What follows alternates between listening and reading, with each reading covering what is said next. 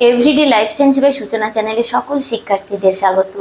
আজকে আমি তোমাদেরকে পড়াবো ক্লাস 11 চ্যাপ্টার 7 সজীব কোষের রাসায়নিক গঠন এবং জৈব অণুসমূহ নিয়ে। তো আজকে আমি পার্ট 3-তে পড়াবো প্রোটিন। এই প্রোটিন অংশটাকে আমি আবার কয়েকটি অংশে ভাগ করে নিয়েছি। তো আজকে প্রথম অংশে যে পয়েন্টগুলো তোমাদের সামনে ডিসকাস করব তা জানতে হলে ভিডিওটি স্কিপ না করে দেখতে থাকো এবং চ্যানেলটি সাবস্ক্রাইব করে দাও। তো চলো শুরু করা যাক। একটি কোষীয় গঠনে প্রোটিনই সবচাইতে বেশি পরিমাণে থাকে। তাহলে একটি কোষীয় গঠনে কোন উপাদানটি সব থেকে বেশি পরিমাণে থাকে? প্রোটিন। তো একটি কোষের শুষ্ক ওজনের, কি বললাম, একটি কোষের, নট দেহের, একটি কোষের শুষ্ক ওজনের প্রায় 50% প্রোটিন বর্তমান। তাহলে চলো জেনে নিই এই প্রোটিন কথাটি কোথা থেকে উৎপত্তি লাভ করেছে। এই যে প্রোটিন কথাটি উৎপত্তি লাভ করেছে কোথা থেকে বলো তো? প্রোটিন কথাটি উৎপত্তি লাভ করেছে গ্রিক শব্দ প্রোটিওস থেকে। এই গ্রিক শব্দ প্রোটিওসের থেকেই প্রোটিন কথাটি উৎপত্তি লাভ করেছে। এবার পরবর্তী পয়েন্টে আসছি, প্রোটিন কথাটির নামকরণ কে করেন? এই প্রোটিন কথাটির নামকরণ করেন কে বলতো? নামকরণ করেন ডাচ রসায়নবিদ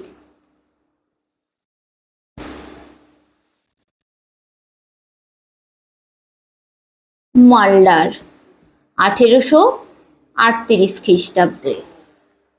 ইনি প্রথম প্রোটিন কথাটি নামকরণ করেন। তিনি প্রথম পর্যবেক্ষণ করেন নাইট্রোজেন সমন্বিত যে সমস্ত রাসায়নিক পদার্থ, কি বললাম, নাইট্রোজেন সমন্বিত যে সমস্ত রাসায়নিক পদার্থ উদ্ভিদ এবং প্রাণীদেহে সব থেকে বেশি পরিমাণে থাকে সেগুলোই হলো প্রোটিন।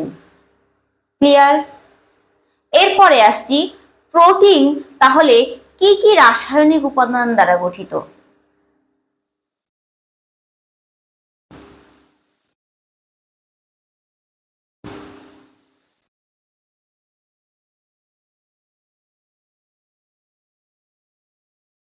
তাহলে প্রোটিনের যে রাসায়নিক উপাদানগুলো কি কি? প্রোটিনের মধ্যে যেসব রাসায়নিক উপাদানগুলো থাকে সেগুলো হলো কার্বন, হাইড্রোজেন,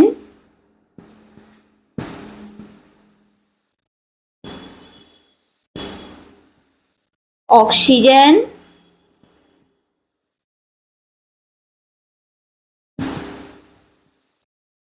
নাইট্রোজেন,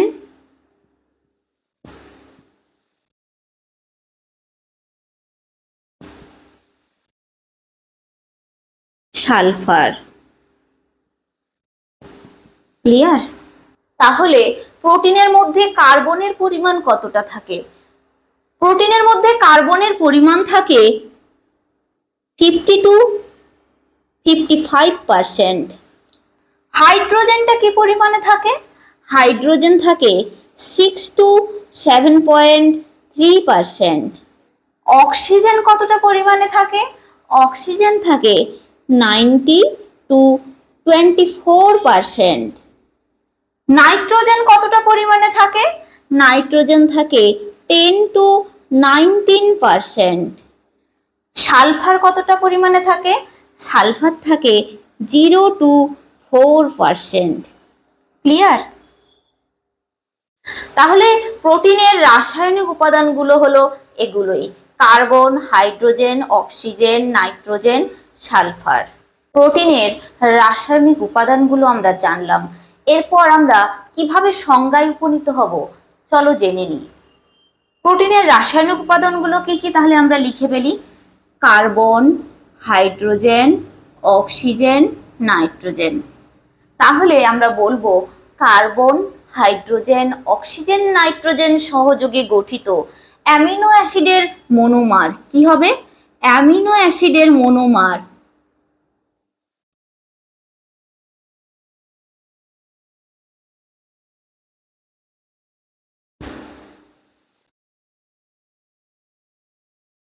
পরপর পেপটাইড বন্ধনীর দ্বারা যুক্ত হবে। কি হবে? এই মনোমারগুলো, অ্যামিনো অ্যাসিডের মনোমারগুলো পেপটাইড বন্ধনীর দ্বারা যুক্ত হবে।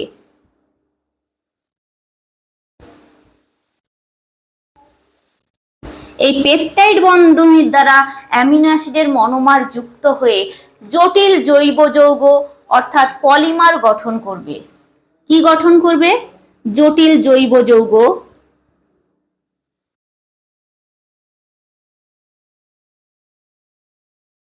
অর্থাৎ যেটিকে বলা হয় পলিমার। জটিল জৈব যৌগ অর্থাৎ পলিমার গঠন করবে, তাকেই বলা হবে কি? প্রোটিন। এরপর আমরা জানবো প্রোটিনের উৎস সম্পর্কে। প্রথমে আসবো প্রোটিনের প্রাণীজ উৎস। কি উৎস বললাম? প্রোটিনের প্রাণীজ উৎস।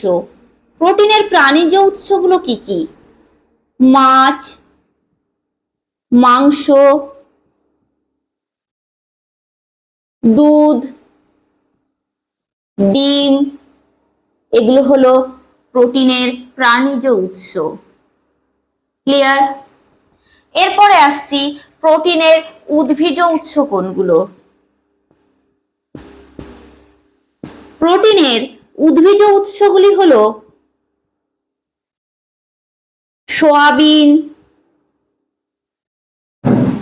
ডাল। তাহলে উদ্ভিজ উৎসগুলো কি কি হলো? সয়াবিন, ডাল, গম ইত্যাদি। এগুলো হলো প্রোটিনের উৎস।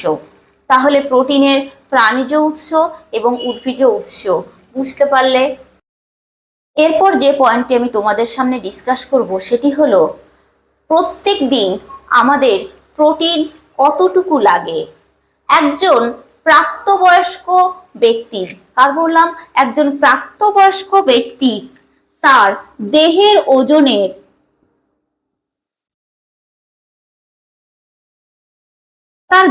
ওজনের প্রতি কেজিতে প্রোটিন প্রয়োজন 1 গ্রাম। তার মানে 1 কেজি ওজনের প্রতি প্রোটিন প্রয়োজন পড়ে 1 গ্রাম প্রত্যেক দিন।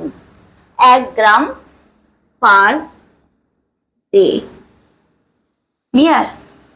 তাহলে যদি একজন ব্যক্তির ওজন 60 কেজি হয়,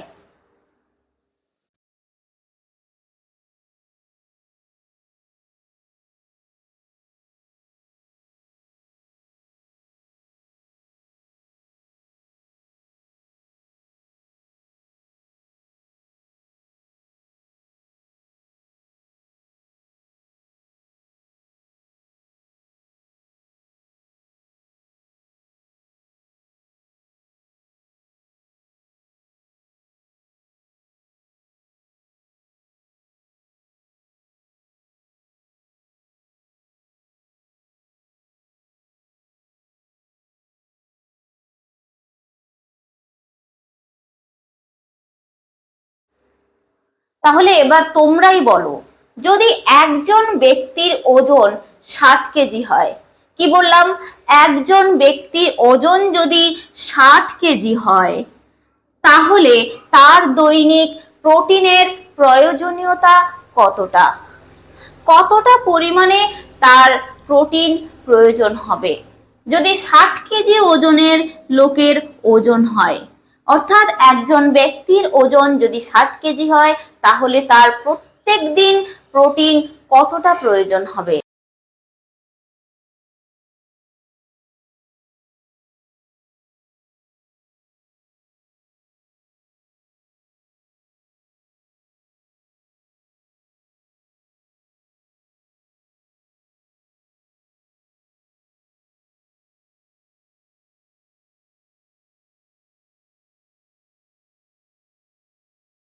তাহলে দেখো, 1 কেজি ওজনের জন্য প্রোটিনের প্রয়োজন কত?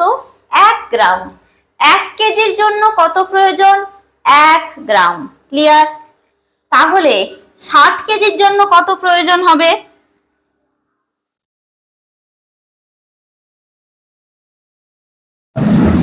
60 কেজি ওজনের জন্য প্রোটিনের প্রয়োজন কত হবে বলো তো? 6 গ্রাম। সহজ কথা, ঠিক আছে। এরপর যে পয়েন্টটিতে আসছি সেটি হলো অ্যাম্পিপ্যাথিক মলিকিউলটা কি? অ্যাম্পিপ্যাথিক মলিকিউল বা অণু হলো সেই সমস্ত জৈব অণু যাদের মধ্যে ধনাত্মক এবং ঋণাত্মক বা পজিটিভ এবং নেগেটিভ উভয় প্রকার আয়নীয় অবস্থা পরিলক্ষিত হয়। কি কি আয়নীয় অবস্থা পরিলক্ষিত হয়?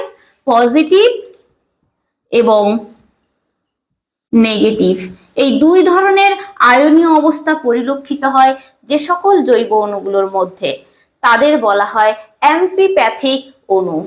সেগুলো কি কি? সেগুলো হলো প্রোটিন এবং অ্যামিনো অ্যাসিড, এই দুটো হলো অ্যাম্পিপ্যাথিক মলিকিউল। ক্লিয়ার? এরপর যে পয়েন্টটিতে আসছি সেটি হচ্ছে জুইটার আয়ন। এই জুইটার আয়ন কি? জুইটার আয়ন হলো দুটি সক্রিয় আধানযুক্ত আয়ন। কি বললাম? দুটি সক্রিয় আধানযুক্ত আয়ন, একটি পজিটিভ এবং একটি নেগেটিভ। কি বললাম?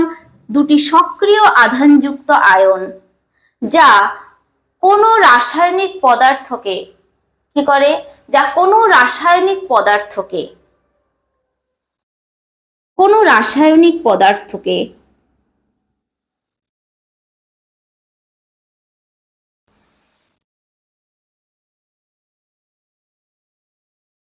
এই রাসায়নিক পদার্থের মধ্যে উভয়ধর্মী গুণ বর্তমান। ক্লিয়ার? এই উভয়ধর্মী বৈশিষ্ট্য সম্পন্ন রাসায়নিক পদার্থকে একসঙ্গে আয়নিত করে, একেই বলা হয় জুইটার আয়ন। তো এই রাসায়নিক পদার্থটাকে কি বলা হয়? এই রাসায়নিক পদার্থটাকে বলা হয় অ্যামফিটোরিক। কি বলা হয়?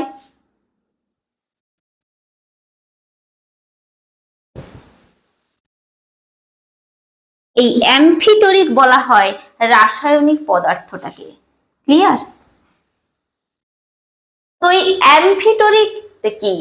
যে সমস্ত পদার্থের মধ্যে, কি বললাম, যে সমস্ত রাসায়নিক পদার্থের মধ্যে উভয় গুণই বর্তমান, অর্থাৎ আম্লিক এবং ক্ষারীয়, একদিকে আম্লিক এবং একদিকে ক্ষারীয়, এই উভয় ধর্মই বর্তমান, সেই সমস্ত পদার্থকে বলা হয় অ্যামফিটোরিক পদার্থ। ঠিক আছে? উদাহরণ হিসেবে আমরা লিখতে পারি প্রোটিন। উদাহরণ হিসেবে কি বলা যেতে পারে? প্রোটিন। এখন যে পয়েন্টটি আমি তোমাদের সামনে ডিসকাস করব সেটি হলো প্রোটিনের গঠন। প্রোটিনের 4 ধরনের গঠন পরিলক্ষিত হয়। সেগুলো হলো number 1 primary structure, number 2 secondary structure, number 3 tertiary structure, number 4 quaternary structure. Clear? তো প্রাইমারি স্ট্রাকচারটা কি? প্রাইমারি স্ট্রাকচারে অ্যামিনো অ্যাসিডগুলো পেপটাইড বন্ড দ্বারা যুক্ত হয়ে যে স্ট্রাকচার গঠন করে। কি বললাম? অ্যামিনো অ্যাসিড পেপটাইড বন্ড দ্বারা যুক্ত হয়ে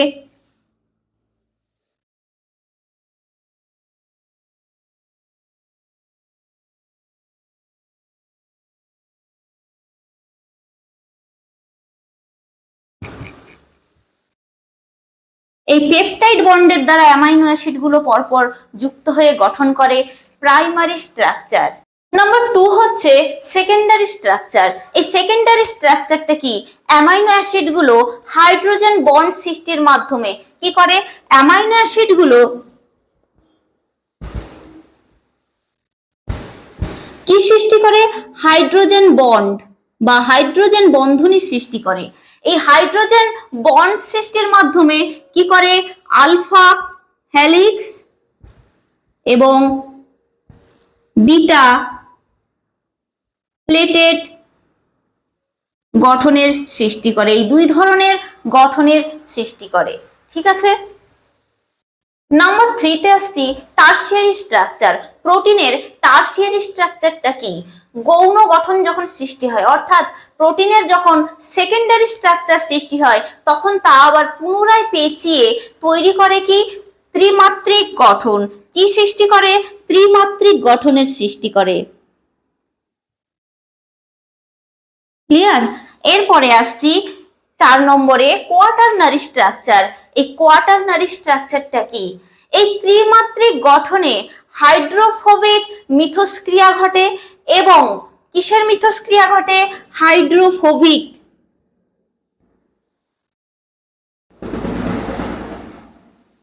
এই হাইড্রোফোবিক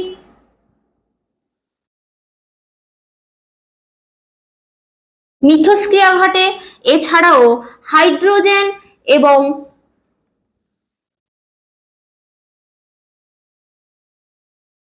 আয়ন যুক্ত হয়ে গঠন করে এই কোয়াটারনারি স্ট্রাকচার।